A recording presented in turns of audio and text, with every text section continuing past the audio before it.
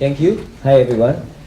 I just want to start with me talking about personal experience of being a victim of a dramaturg. Because both of two is already dramaturg. I'm a victim of it. Okay. He is joking. I am joking. I'm just going to introduce myself a little bit. When I started with a joke of victim of dramaturg because I was raised by a family who really forced me to do whatever I want, whatever they want. Then moving on to school system in academic. When I study my bachelor in Solo, for example, what we call it pembimbing or pembina or pendamping, which is also literally almost like a dramaturg, which is really directing and questioning, and also at the same time is like saying, no, that's not right, you're wrong, you have to do this and you have to do that. Then I became more interested in the process of mentoring when I was then able to going to study more further.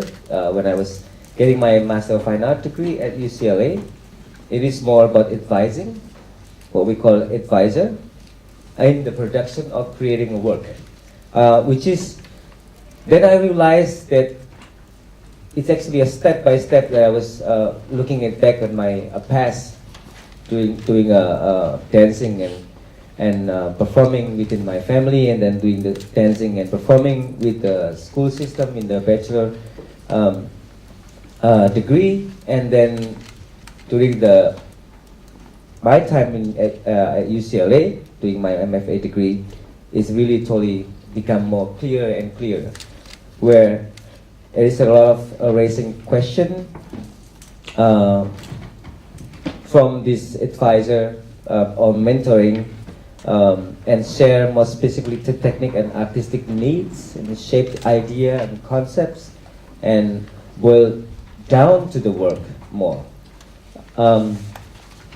Then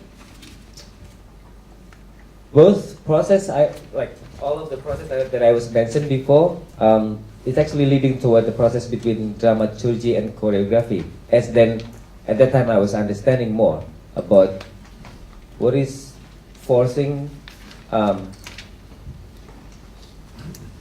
then advising, and then being more discussing a work on the work. Although still far from the idea of dramaturgical process that I know in the future. The position of advisor, mentoring, and coaching is very different. Dramaturgical process determine the quality of the work of my workmanship, whereas mentoring process affect my status of the student or as a choreographer. Then jumping to 2012, when I was introduced by this new world,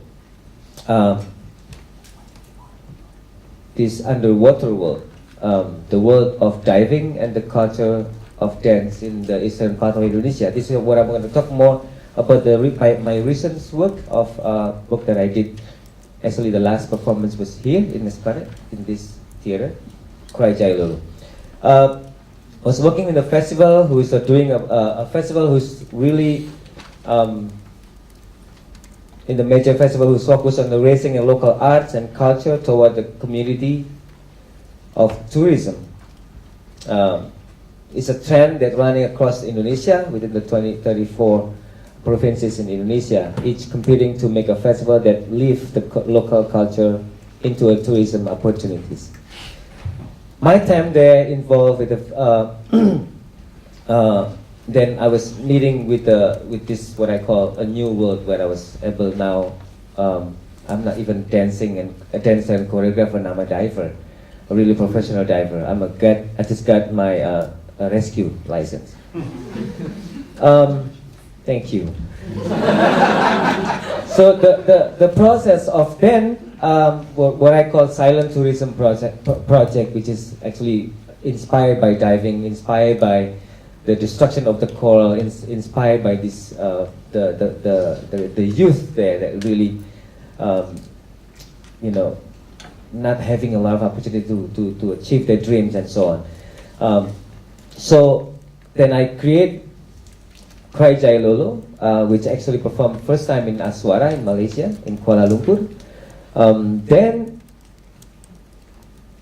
during the talking and discussing with my team, especially with Iskandar and my producer at the time, Tang Fukuen, then I was able to understand and trying to sort of moving forward and understanding more about the job and the description and the role of the dramaturg. Then I asked, actually Fukuen and Iskandar asking me, who's the right dramaturg for you? And I said, I want to work with Arko Reds. So then we decided that Arko was my dramaturg for Cry Jai Lolo. The process of developing Cry Jai Lolo unfolded into a professional working process with dramaturg of Belgium, German Arko Rens. My theoretical relationship or dramaturgy extended through the process of creating Cry Jai Lolo. I first started a discussion involved Arko in the production team. This work was Mas Is and Fukuen. So then lead to the time that when Arko arrived in Jai Lolo and really working on the piece with me. Especially the two following season in the development of the rehearsal in Cry Jai Lolo finally provide me with a direct neighbor in my knowledge and understanding of the function of dramaturg as a process of making dance work. Perhaps because my personal connection to Arko has been ongoing about almost 6 years now, creating a depth, trust, and understanding, and then has the capacity to shape the discussion and the process in this work of Cry Jai Lolo. I just chatted with Arko yesterday and I said, Arko, I want to speak about a dramaturg as Ngean asked me to come to Singapore, and I don't know what to do, except I just want to be really honest and just telling the process of what we're working on together. So he wrote me back and he said, our way of working together as a choreographer and a dramaturg is based on shared experience in different contexts across different projects. Mutual understanding, sharing discussion, watching, discussing, trying out, and of course diving. Because then I was forced Arko to go diving with me. I personally think that dramaturgy is a rhythmical practice, and it is that perspective that I am seeking to work from. Each project has its own rhythm. Thought, bodies, and space have to vibrate together, which is more very true what happened in Jai Lolo. As a choreographer and dancer, actually I professionally only work with two dramaturg. One when I was working with Anna Wegner. She was inviting me to Freiburg, working with the youth and the deaf community in Freiburg in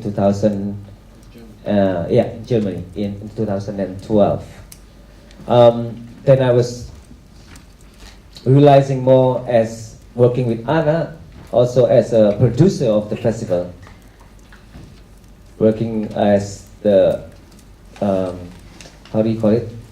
The owner of the festival and the one who invited me to work on this project. So, and at the same time, we were really engaged more on the process of not only communicating, like using the sign language from English to Germany, and then from Germany into English again within the word that speak to me. It's really a long process, and it's really like a really challenging process. I created with a solo work with this young lady, very talented theater artist, and what we call the piece Fall, and we used I asked her to use the mass, the Japanese mass, which is then adding some more challenge for her. Eko, you asked me to listen to music. That's really challenging. But then now you ask me to put the mask on my face, which I cannot see. So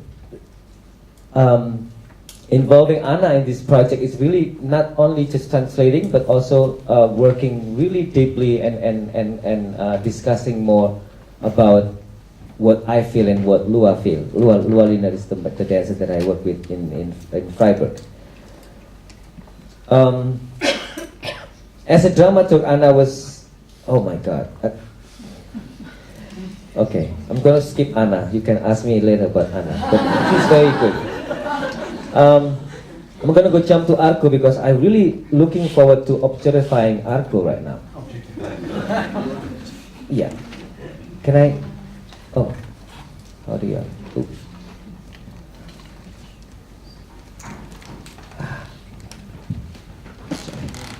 I want to play this. Double click. Okay. So this is Jailolo. And that's Arko. Oh, no, not yet. Arko and Iskandar, my famous dramaturg. The one with the head, that's Arko. The one without the head, that's Iskandar, which is my scenographer. And then this is all my boys that working with me for Kwai Jailolo. This is 2013. That's before Aswara, I think. Oh no, this is when Arko came, and she saw a lot of work, a lot of piece that Arko did, and they're really enjoying it. This is my another rehearsal, and Arko also helping me with the text, developing the text, the title, and the kind of like a synopsis of the piece. It's just a small. Ini instrukturnya, ini para penari yang lagi pada capek. This is after the second run. Before we go to IDF, I think this one. Pada kejang-kejang semuanya. 2014. IDF Indonesia Dance Festival in Jakarta.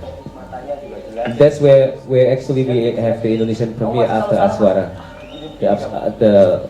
And it's become like a one hour piece.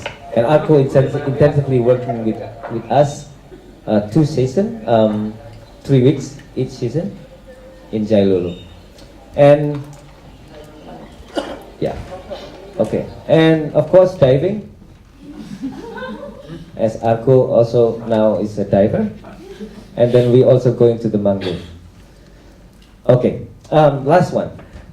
My 2 key experience in working with dramaturg has developed my awareness of how important to work with a dramaturg in the process of creating dance work, especially contemporary dance. Personal ties and sharing artistic value come first. Next is a discussion of trust, understanding, and integrity to dive, to search for the core of the work, to open up, share the same space between the research and my within my dramaturg, to drive the conversation forward with a like-minded commitment.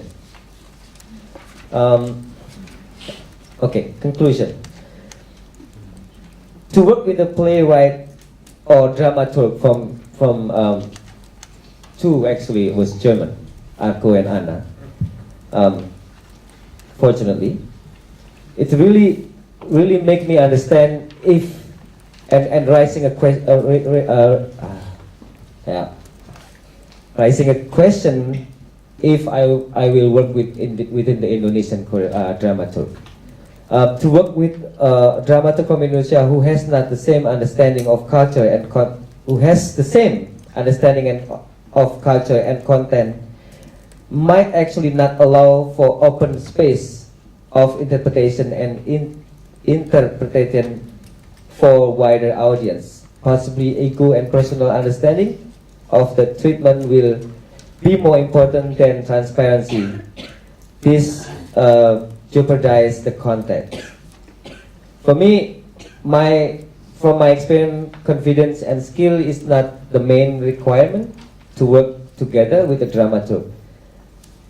There need empty space, I think, that not only see from their own eyes, but also has the opportunity to hold a broad perspective, to see deep in the heart, and mostly deeply into the heart of the work. So working with the two German is actually allow me to giving the blank space also for them to understand, and for me to drag them. I'm going to do a research with me together, all of us together again.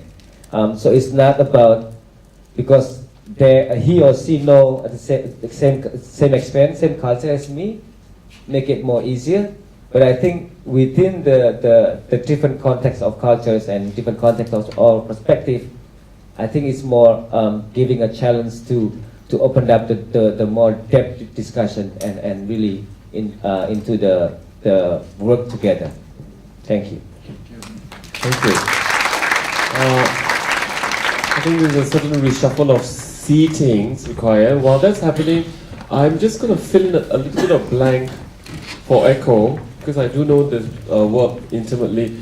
Just in case you think that Eko invited Dramaturg Arco to go holiday in the beautiful island of Jailolo. Cry Jailolo, the dance itself was centered on the environmental conditions of the island, and he had direct relationship with the, I would say, the ocean and the fish in Jailolo, on Jailolo. Yeah, therefore, that was where the diving came in. Yeah, as long as people are clear that it wasn't just diving to. All right. Ready to go?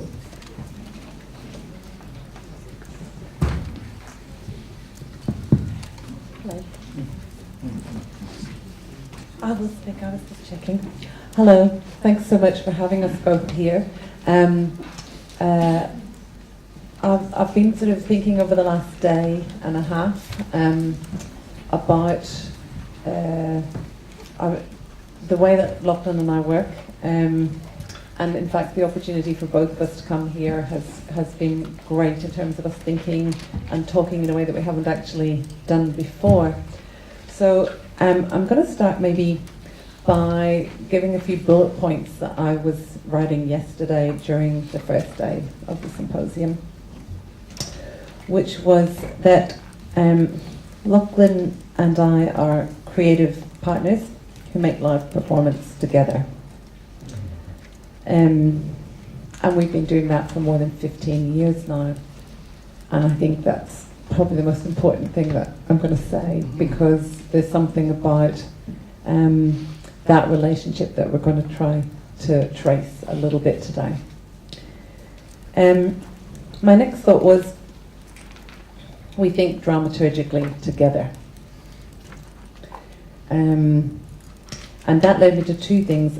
One which was in terms of the process, that happens on the floor. That's where we think dramaturgically together. Or I also thought about something that struck me that Peter Ecclesall said yesterday, and I would never have said this myself, but I thought, I think maybe that's what it is. It would be nice to think that's what it is, but the idea that we would have a dramaturgical vision. And I think we do have a dramaturgical vision that we'll lay out a little bit. Even though we both work independently, we think there is something about the way that we work together that makes our work something more than the sum of our individual parts. We bring out the best in each other. The next one is that we're committed to ideas of queer dramaturgies and identifying ourselves as queer. Oh, great, I've got a soundtrack. Please check our phones and switch it off. I'm so sorry. Oh, no, let them go. So it's really, we set out from identifying ourselves as queer and talking about what that meant. And that's become something that I think part of the dramaturgical vision has been about how we identify and analyse and articulate that in various ways. I think one of the most succinct ways of thinking about that is a queer praxis. It's something to do with understanding our own positionality in the world.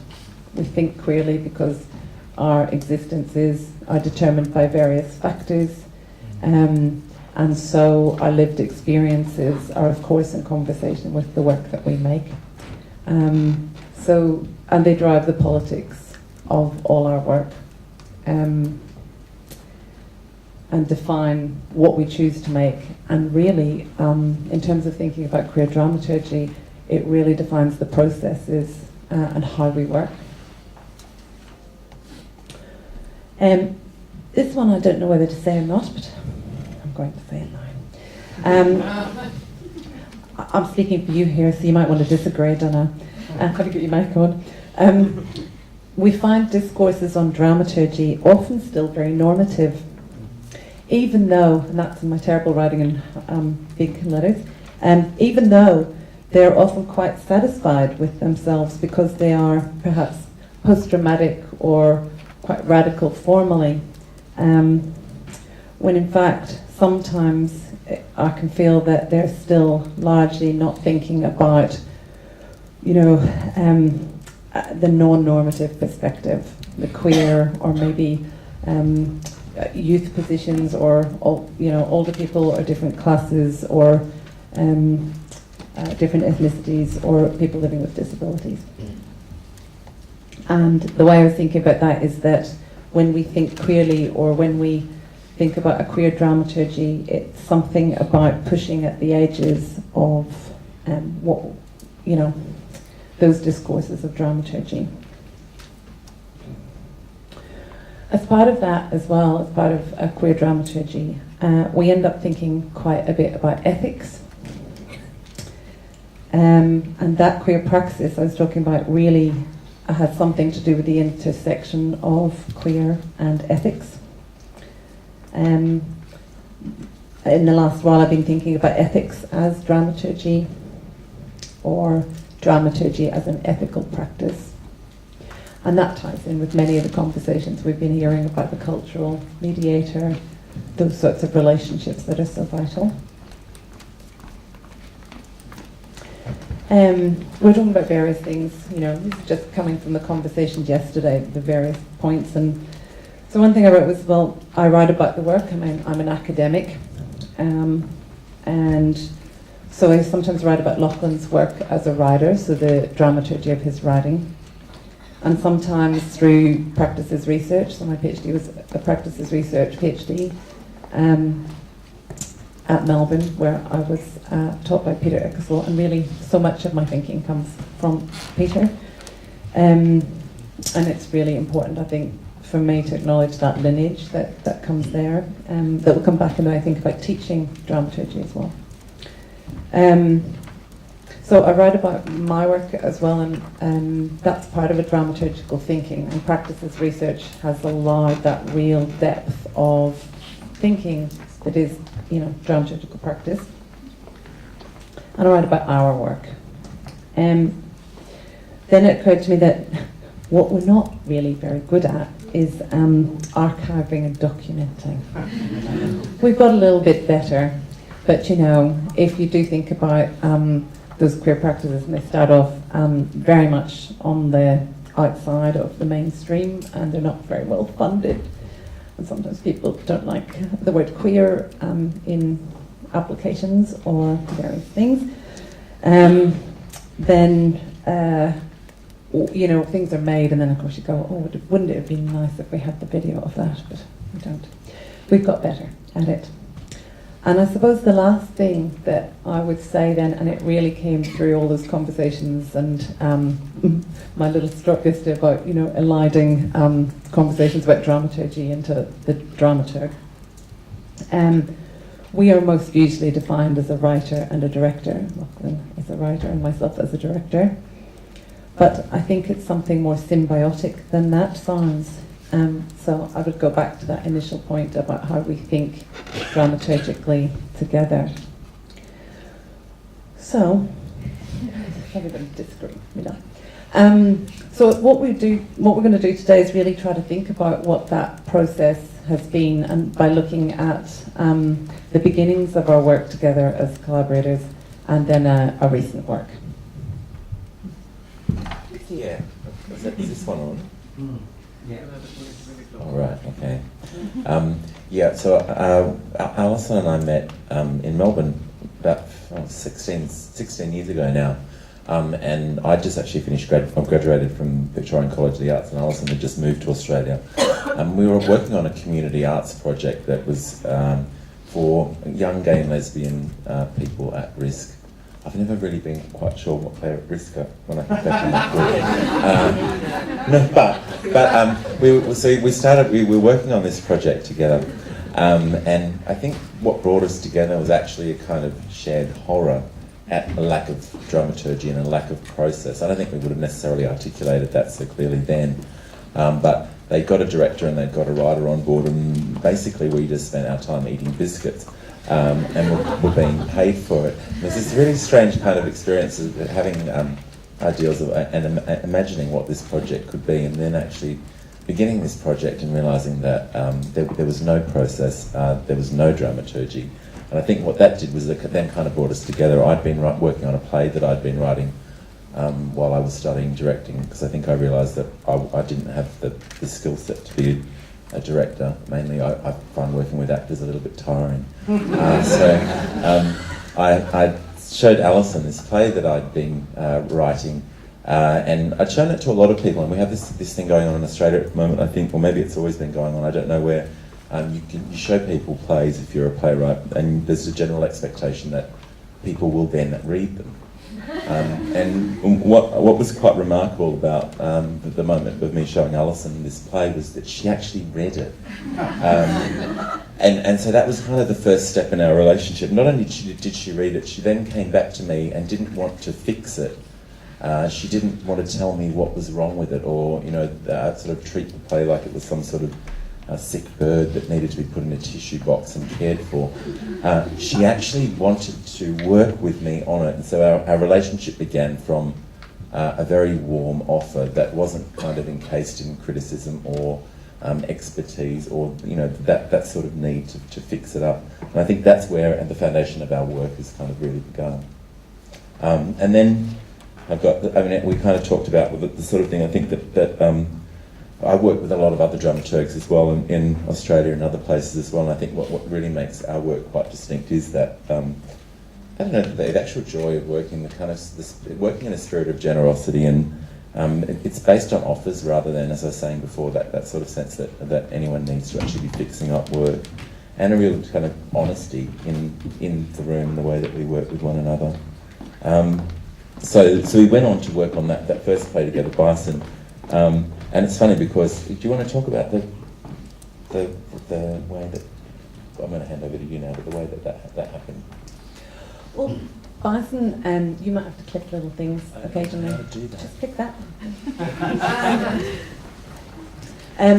The great thing about Bison was that it's very interesting that Lachlan speaks in that way about me reading this play, because I'm not really very good at reading plays.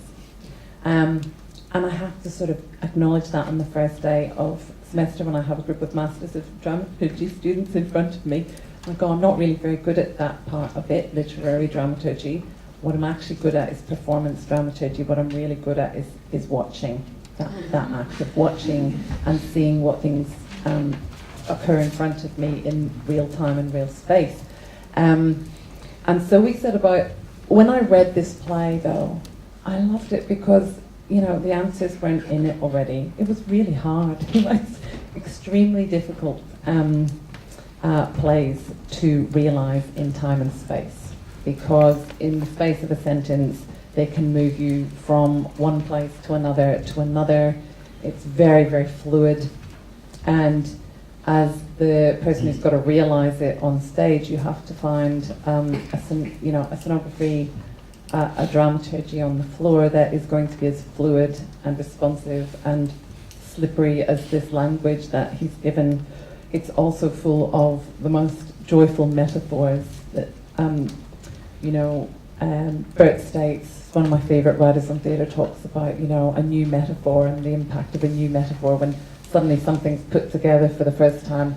And Lachlan's writing, it just kind of glitters with these amazing metaphors. And like he just said about the sick bird, there's a lot of birds actually in Lachlan's writing. You put a bird on it today. I know I've got covered in the bird thing. I'm going to just sidetrack from the plane. No, I was thinking before when, I can't remember who was speaking, but about the whole notion of how the act of dramaturgy needs to be supported as well. And, definitely in Australia, that the whole idea of, that you can't do good dramaturgy unless it's actually supported from a structure outside, like an institution supports dramaturgy, or a theatre company actually invests in the idea that dramaturgy is important. I think that's why in Australia, in new Australian work, we have a real crisis going on at the moment, because that there's an acknowledgement that dramaturgy is important, but there's not actually the time that's put into that. I was picking up on what Alyson said about the idea of when somebody picks up a play for the first time and reads it.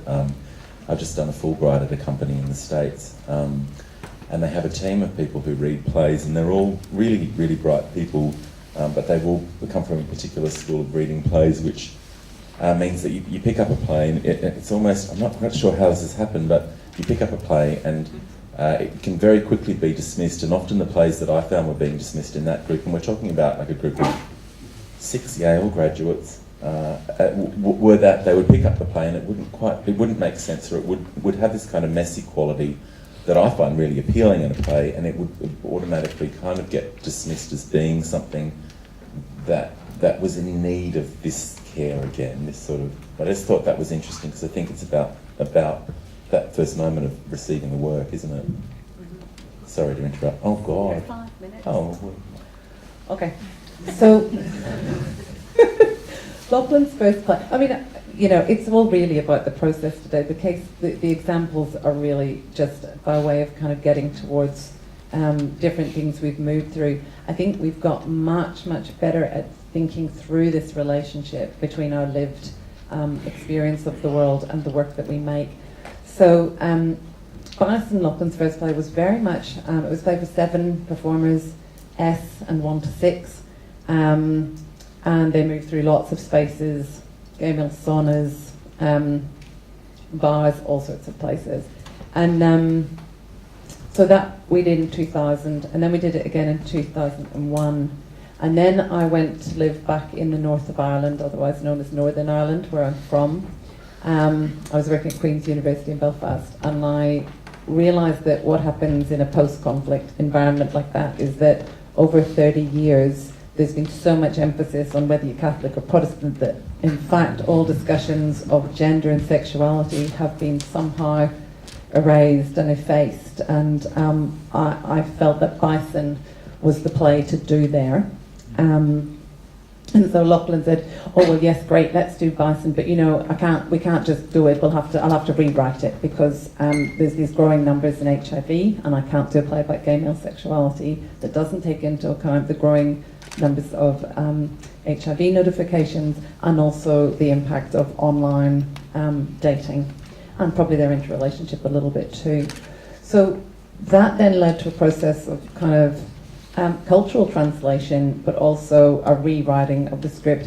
And I say this because I think then we did it in Belfast, and then that production kind of got redone, tweaked a little bit, then went to London as well. And so we laugh about the fact that I endlessly do the same plays, but we think there's something queer about that as well, this idea of theatre that it isn't done and you come back. We think we'll probably be making Bison in about another 20 years. It'll be about Bison 19 or, because we found this world that allowed us to rethink the changing impacts on lived experience there. So and that really, during that process, one of the actors there was diagnosed with HIV too, and we felt that it was really important that we make that work there, that we were making it with 4 Northern Irish men who were performing in their own voices in front of their friends and family, and it had a really huge impact in that kind of conservative environment. So, I mean, that's carried through, I think, with all of our work. We're working on a piece about HIV now that will be very different outside in public space, trying to find different ways to engage with audiences and publics that is not about trying to get them into a theatre to see a play about HIV, but is about really building on work on sound and the kind of choral qualities, the alliterative qualities that are in Lachlan's writing, so that they may be sound pieces that go out into public shopping malls and saunas and waiting rooms, and really kind of out into space that way, because we want to engage with various different communities and get out of that kind of the kind of sometimes alienating space for the queer community of, you know, the red carpet and brass rail theatres. Not that we're often in them, truth be told. We don't really mind. Okay, do you want to say anything else to finish up with, or should we just finish there? We're just finished. Thank you very much. I am afraid that as a bad timekeeper, we do not really have time for questions and comments. But there is a break coming up. For those of you who need to speak to them, please run up to them, catch them during the break. But for now, please help me to thank Eko, Alyson, Lachlan, Max, and Lachlan. Thank you very much. The next session will begin at 4:05, I think. Yeah, 4:05. We would like to request that you clear the audience, and we will clear here too, because there is a turnover of configuration that we need to work on. Thank you very much.